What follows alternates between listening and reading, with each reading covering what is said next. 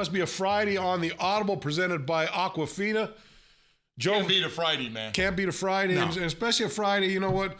I don't know how much of the games you got to watch last week, but the Sunday games were awesome games. And I'm hoping that the games this Sunday are just as awesome. I think they're going to be great games. Bo, you know what? It's the league that never sleeps, man, because people have already started like free agency and re-signing your own guys and who do we want to keep and who not, and who do we like out there, and it all starts up, man, never stops. You know what's funny? I'm naive to this. So after the Dolphins, after Pittsburgh, you kind of get there. Okay, the season's over, and kind of kept doing the show, and I'm thinking, give us a couple weeks to kind of get our feet back on the ground. Yeah, right. Man, that first show we come, hey, what about this guy for a free agent? Right. What about that guy? We're gonna re-sign this guy. I'm like, my God, these guys don't skip a beat, man. You're right, and you know what? They're not only Dolphin fans, they're NFL fans, so they're aware of who's out there, who's going to be a free agent. Hey, we got a chance to get this guy. Hey, this guy went to my college. I love him. He fit perfect in the third round on our team. So yes. You know what I do see, Joe, when talking to people and really just, guys that have been on the show during the last couple of weeks and talking to people, it's pretty clear to see what people want on this football team. They want that big inside linebacker. Give me a big Mike linebacker that can step up and make plays. That seems to be the consensus pick. Position pick on this team. I don't have a problem with either. My preference would be to get it in the draft, get one of those guys in the draft, and not have to pay big for. There's only a couple big inside linebackers out there in free agency. Zach Brown from New England, Dante Hightower from New England. I wouldn't mind stealing one of those New England guys if they don't come too expensive. Yeah, I'm with you, Bo. You know what else, Bo, I want to say, and it's good as we look at these final four teams for the championship games. You look at their models, it's pretty good. Green Bay, mostly homegrown. Yep. Pittsburgh Steelers, not only homegrown, they don't change their offense or defense. It's always the same. Yep. You look at those teams, the New England Patriots. Yep. Even their own, if they want too much money, they get rid of them. And you look at Atlanta. Atlanta's become a homegrown team. They were kind of one of those teams who were digging out there and chasing free agents, and they've kind of learned to stay home a little bit. So you got Green Bay, Pittsburgh, New England, and Atlanta. Not only they homegrown, Joe, but those are the four the best quarterbacks that this league has ever seen playing. And so it tells you the value of your quarterback if you want to get into the big dance, if you want to get to the Final Four here and move on to the Super Bowl. You see how valuable that quarterback is. And I think you look back last year, Joe, was the same thing, but you threw Russell Wilson in there right into that mix. But you're right, Bo. It's a quarterback-driven league, and if you don't believe it, you can make an argument those were the four best quarterbacks in football, and you could throw some other names in there, but you look overall and you go, oh yeah, three of them are going to Hall of Fame. Yep. Matt Ryan, who's the MVP, is the only guy probably that's not going to be in the Hall of Fame as of right now. He gets a ring this week, and that could change real quickly. Or this in a few weeks, that could change quickly. The other thing, Joe, that I saw, and look, you're a lot like you and me. We travel the same, travel with the team. So really, for the most part, I see one game a week. You see one game a week. Right. Maybe you catch a little of that Sunday night game. That's right. Maybe you watch a little of the Thursday game. Maybe a little Monday night game, although the Monday night games are so horrible, you can't even watch those things anymore. But so you don't get to see everyone around the league, but you see your football team. And I tell you what I really enjoyed about watching the games, in particular on Sunday, you watched four teams, Joe, that were playing at their best. It wasn't like who lost that game. It was who went out and took that game. It was just great offense, great defense. They scored points, but you saw defensive plays. And you didn't see guys just completely blowing coverages. Right. They were there, challenging balls, doing all the things. I thought it was a really good football. You want to hear a good one for the playoffs for everybody? Some people may know it. I had Jay Feely on this morning. In the playoffs right now, the field goal kickers in the playoffs, 30 for 30. Wow. There hasn't been a missed field goal in the playoffs. Wow, that again. And a year ago, the guys were missing extra points and everything. It goes again to the thought that, you got guys, the guys that are there, they're playing their best football kickers, at the most important time of the season. No doubt about that. Clutch field goal kicking. I heard Jay on one of those shows. Does Jay ever bring up anything that doesn't have to do with kickers or special teams or punters or anything? No, you know what? He's like the special teams. He's a special teams guru there. I give him credit. He got in. He kind of pitched this niche to CBS. Yeah. They put him on the number one team with Phil and Jim Nance. Yeah. And so now all this kicking stuff pops up in special teams and returns. And hey, Jay, what are they thinking on this? And hey, are you icing the kicker on this? And he's got a pretty good. He found a niche for himself. And I was listening to him. I go, hey, that's pretty interesting, or that's a different thought. You don't think about it that way. You're a defensive lineman or a tight end. You don't think about kickers the way the kickers. You don't think about what they do. And it was really interesting hearing. And not only that, but his perspective. But he's a good guy. He played here, and we both got to know him real well. That's and right. You like to see a guy like that do well. So he is too. But yeah, really good stuff. But so hey, look, anything you want here today. It's kind of an open Friday here. Anything you want. If you're watching us on Periscope, go ahead and send your questions in through Twitter. Just hashtag the Audible. You can watch us on a rebroadcast beginning tomorrow on the Miami Dolphins Facebook page and always on MiamiDolphins.com. I was talking to my brother yesterday. He watches the Audible on the rebroadcast every day when he works out. He goes to the gym and puts it on whatever, his iPad or whatever, and watches while he's the alert on the treadmill. goes off. I was with my daughter. An alert went off. I watched you one day. Yeah. She goes, hey, it's coming up. You ready? I go, yeah, let's see what's going on. I got to get on that. Well, I guess not because I'm here. You don't need to because they're actually watching you. Hey, you know what, Bo, if you don't mind me throwing this out because it's been hot. And, of course, the Dolphins got some young guys that they got to get re-signed. Yep. And everybody's worried about how much money do you have, starting with Jarvis Landry, who, by the way, is going to get an extension that's going to make him one of the highest paid wide receivers in the National Football League, and I don't think any of us have a problem with it. Kenny Stills, to me, is also a really important free agent, maybe the most important free agent. I'd ask you, of all those extensions and free agents, what's the first thing that needs to get done for you? Well, I think Jarvis is number one, but Kenny is a very close second to Jarvis. I think because, Joan, we've talked about this before. Each of these receivers has different skills, but they all mesh together and they help each other. So I'd hate to see us lose one of the guys on that group. Devontae's here. I want to see Jarvis here for one more year, but you want him to. I wanted Jarvis to be. I want a happy Jarvis. I want them to know that they want him for the long time, for the long haul here.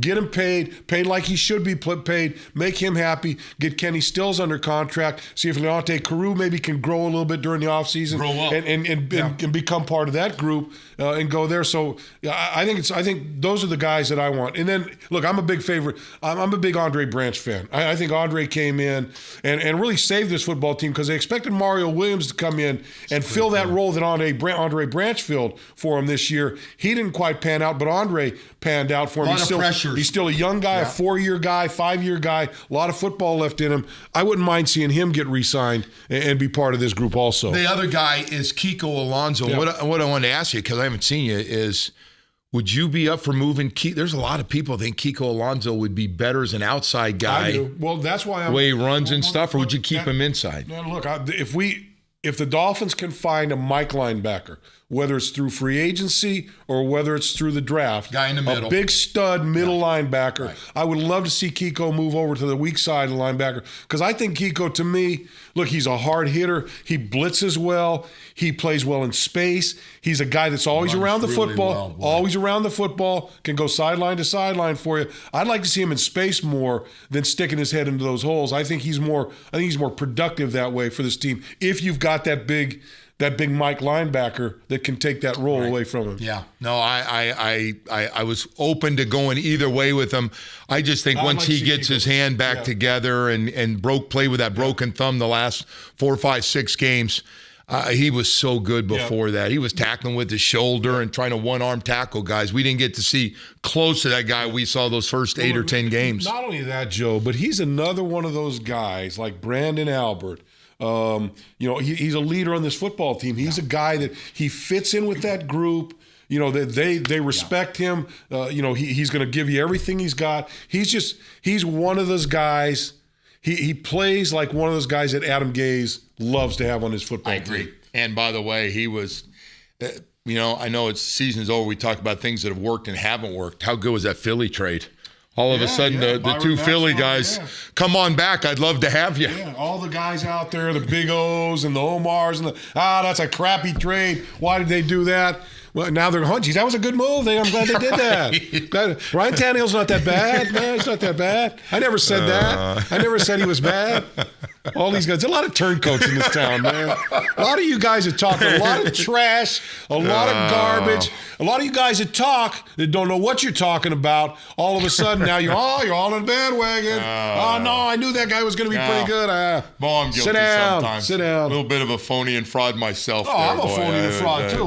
But at least, at least I try to be consistent. I don't flip flop around. I've seen dead fish that don't flop around. When you pull a fish out of the water that don't flop around like some of those guys on the radio in this town. You're too funny. All right. Hey, anyway, you're watching the Audible presented by our good friends at Aquafina. You're watching us here on Periscope. You can send your questions in. Just hashtag the Audible. We're going to get to some questions now, and you can also catch us on a rebroadcast on the Miami Dolphins Facebook page beginning tomorrow and always on MiamiDolphins.com. You going down to the autism walk tomorrow? Dan Marino's autism walk down at the stadium. I think people can still go down and get involved. Oh, yeah, right? you can just go down. And by the way, I mean, you're talking 10, 15, 20,000 people. It's a big event for autism, and what Danny and Claire have done in South Florida and for a lot of kids with their schools. Unbelievable. Like you said, there'll be 20,000. A bunch of most of the alumni will show up. They're all going to sign autographs and do stuff. There's stuff for the kids. There's face painting. There's bounce houses. There's there's music. You walk around the stadium. Bug Danny. If you see Dan Marino, don't be afraid. Go up to him and ask for his autograph. And just go, yes, you're going to give me an autograph. Whatever. It doesn't matter. Exactly. It doesn't matter. But yeah, it's a great event that he's put on, and so look, if you don't have anything to do tomorrorow morning, I think it starts about 9:00 or so, somewhere around there. I saw the tents at the stadium today. So go ahead and that'd be a great thing to do tomorrow. It should be a great day. All right, what do you say we get to some of these questions? Let's do it. At Aussie Fin Fan, my man from Down Under, what would a backup plan be if we do lose Kenny Stills? The skill set the skill set that he's got, Joe, I think is hard to duplicate. Correct. We don't have another one of those on the team. And the chemistry that he's developed, both with Ryan Tannehill and with those other receivers, I think is hard to recapture also. I agree. We don't have to answer. That's why they really want to get him re-signed, and he's got great value. He's got a lot of things working for him besides his yards per catch, his 9 touchdowns, one of the most explosive receivers. He's only 24 years old. Yeah. He's a young guy still coming into his prime. And what about his willingness to block, to do the other things, to run a route that clears a safety out or does something to help his other guys? And look, I don't know if there is a backup. I'm really not thinking about a backup because I just think they're going to get this job. I think they're going to get the thing done. I think he likes it here a lot. Yeah. I do. I hope, but he's going to have some other offers. A guy like Kenny Stills, type of year that he's had, what kind of number are you throwing out there on him? That's a great question. The money, by the way, money's going from 155 to 170 on the cap. Yeah. Everybody's going to have a lot more money in the National Football League. The number I've been throwing around here is the Dolphins somewhere between 40 and 50 million. Is that number going to change then with that? Over what are you looking a year? 10 for who? Kenny? Well, you know what? I'm kind of looking at guaranteed money. Because that guaranteed money seems to be what sways change your life. I got to think with him. Maybe I don't get into the money that much, but I got to figure he's a 20 to 25 million guarantee guy. No, or is that too much? No, I think that's. You may have to guarantee more than half that. Jarvis probably a little bit more than that. Correct. Somewhere in there. Yeah, but I just don't think that. I know Adam loves him. I know the receiver. He knows how the I know Sean Jefferson likes him. He likes it here. I just think they're going to do whatever it takes to get him here. Since JT, have we had a player that is Hall of Fame worthy? No, I don't think so. Now, Sue may be a guy that down the road becomes a Hall of Fame type player. I think he's next 3 or 4 years. But I think he's that type of player. Not quite there yet. I was with JT at an event last night, and it's hard to believe. I'm looking at JT talking to him up there, and I'm throwing his numbers out there. Hard to believe there's a good chance that JT is going to be a first ballot Hall of Famer here in about 3 weeks from now. You know why, Bo? Because he plays a stat position. Yep. He doesn't have any competition as far as the 15 finalists. And his numbers, like a wide receiver, quarterback, are huge. He's not going against 2 or 3 wide receivers, 3 offensive linemen who they're not going to let them all in. Yeah. I'm with you. All of a sudden, I'm thinking, and I saw Jason the other day at a foundation event. he's got a good chance of getting in. I'm with you. And I thought it was it's like 139 sacks. The touchdowns. 9 touchdowns. Forced fumbles. 6 forced fumbles. Player of the year, man of the year, 6-time Pro Bowler, 7-time Pro Bowler, what it is. I just think it's hard for him not to be, since he's made it to the finals here, I think it's hard for him not to get that call the Saturday before the Super Bowl. He got a lot of sacks. What is that, 139 and a half? Yeah, I did the thing last night. I said, it's amazing. Between JT and I, we combined for 180 sacks.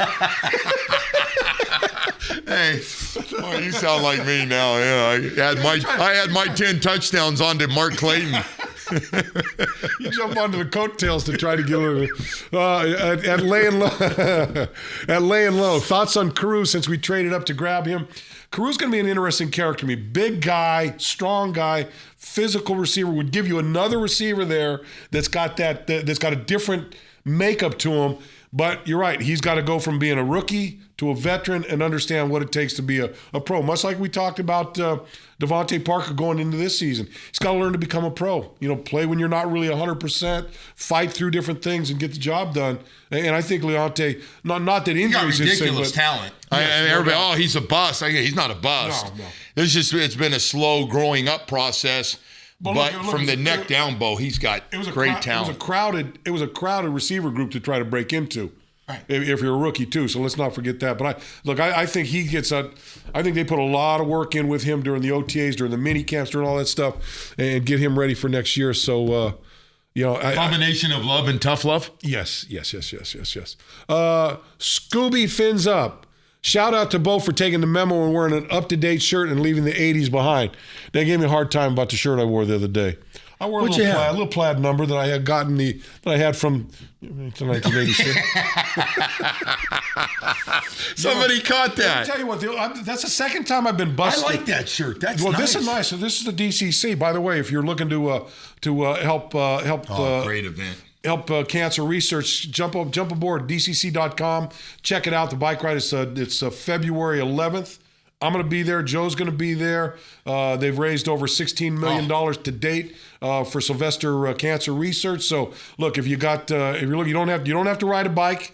You can be a virtual rider. You can be a walker. There's a lot of ways for you just to go ahead and sign up. And so go to dcc.com, sign up, and be a cancer fighter and help us all out. Hey, you're watching the Audible on Periscope. You can send your questions in. Just hashtag the Audible on your Facebook page, Miami Dolphins Facebook page. We're on there again. We're on there beginning tomorrow and on MiamiDolphins.com.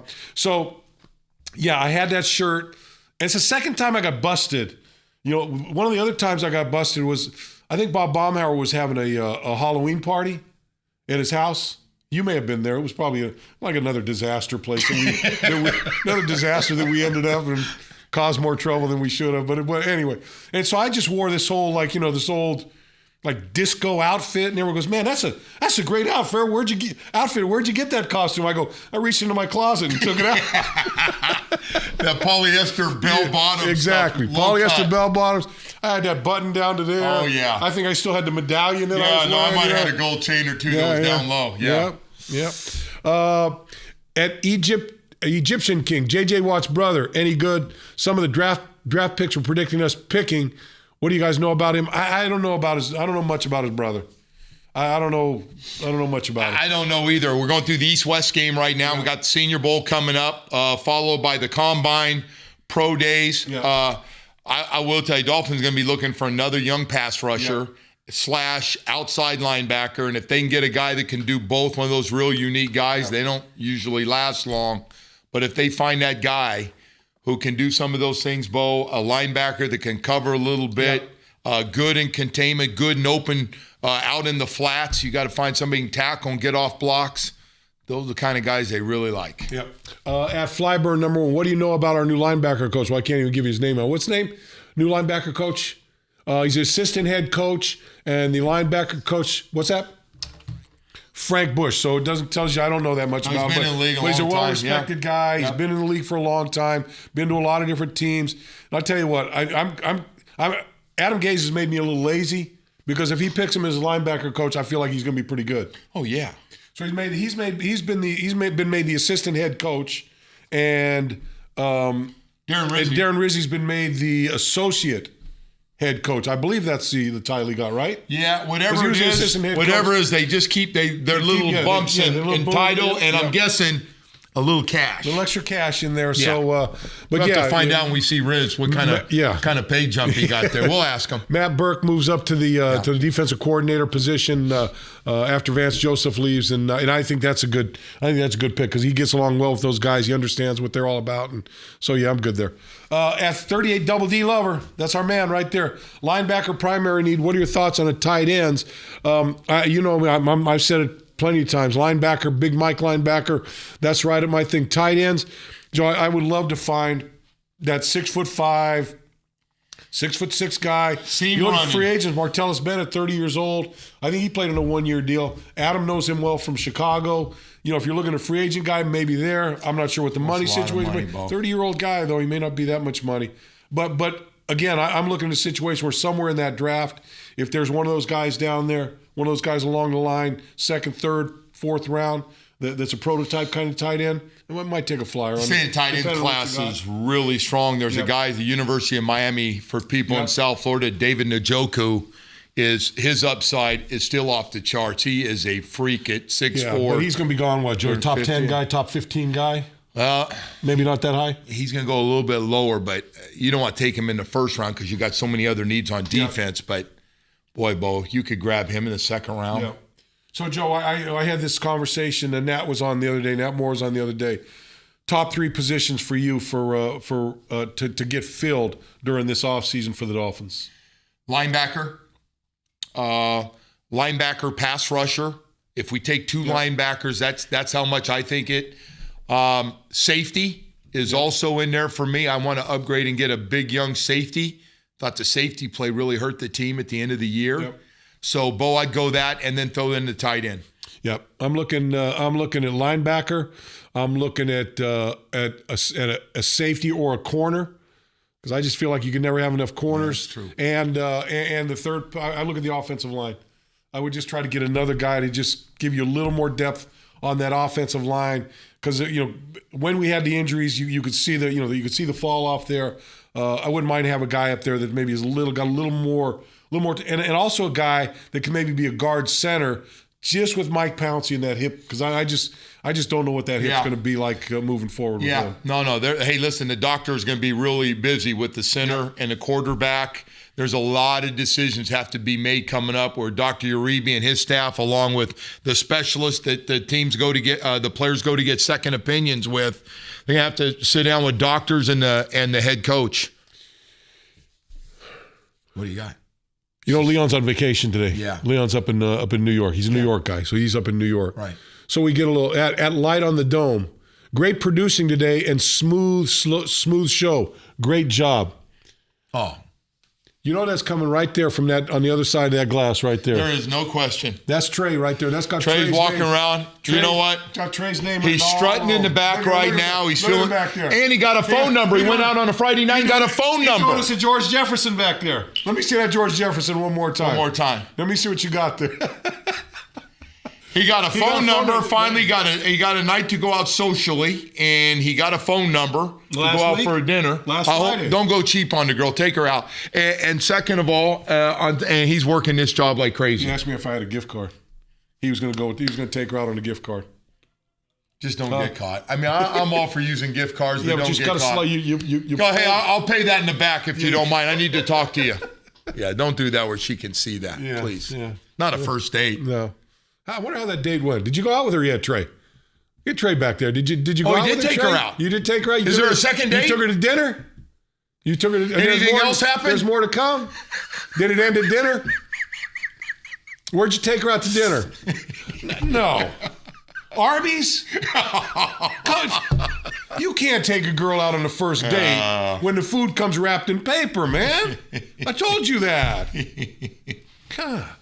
He's a good guy. He is good. He's all right. Go to one of those $2.99 Asian all you can eat. The Asian buffets, sushi. He struggles. You can get all that stuff. He struggles with the ladies. You're being a little hard on him. One step at a time, my man. Well, I no question. All right. It says Trey went Dutch at Bokamper's. Made her pay for.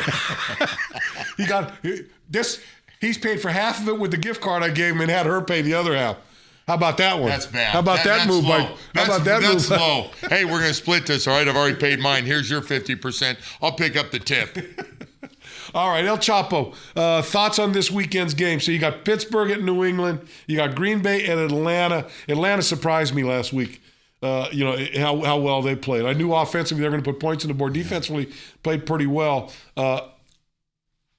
Home field, New England, huge home field. Atlanta, I don't think so much home field advantage up there. I'm taking both home teams. Right. Atlanta's averaging almost 34 points a game.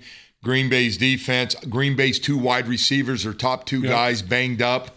Aaron Rodgers has been a magician, has just done some unbelievable things that we haven't seen a lot of quarterback by anybody. But I'm going to go with both home teams.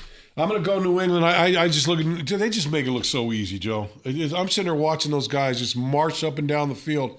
They make it look so easy. I mean, they struggle for a little while, but eventually they just get it going. Kickoff return. Yep. Give Brady a short field to work on for a 20-yard touchdown. And get an element. It's just, it's crazy. Same guys. Yeah, same guys. But I'm going to take Green Bay over Atlanta. I think Green Bay's going to get the job done. You're on the Aaron Rodgers magic. I got a lot of guys on that. I wasn't, that last pass he threw. Oh, come on, Joe. How about he drew that up in the huddle? He's going to get sacked. He's going to go down, and then just boom, little wrist cock and throws it right on down the sideline there where tight end can catch and go out of bounds and kick a field goal. All I know is I just hope that, as I said earlier at the beginning of the show, I hope the games are as good as the games last Sunday because those are a couple great games to watch. Well, you know what? Sunday I'm going to find out because I'm going to Bokamper's in Fort Lauderdale. I'm going too. We'll be there. If you want to stop on by. Joe may buy you a drink if you come by. One drink per, though, because I know how some of you are. You load up on me. No, you can look. 50 people. You want 50 drinks, come by. One drink, 50 straws. Have at it, man. That's how... That's how. Hey, I'll tell you what. Do me a favor. I'll probably be there. You come up, mention the Audible. I'll buy you a drink. How's that work? That works out good. That work out good for you? That's good. Works out Audible, good. Audible. I love the Audible. Love the Audible. Trey, love the Audible. Trey, you can even bring that girl with you. Hook up on the leash. Bring her on, and I'll buy your lunch. You can't say hook up anymore, man. Hook up means something different now. Hook up means something now? Hook up means doing the dirty. You can't say hook up anymore. I was going to tell you that off the air, but it's no big deal. My bad. Hey, if I offended anybody, I apologize. We'll see you on Monday. Enjoy the weekend. Enjoy the games. And we'll have a Super Bowl already to talk about on Monday. Until then, take care. Have a good time. Aquafina, thanks to you guys for sponsoring the show. Okay, let's go to Leon. I know Leon's not here. Trey back there. Logan, Jeff, everybody back there. Squatch, thanks for all your help. And we'll see you guys on Monday.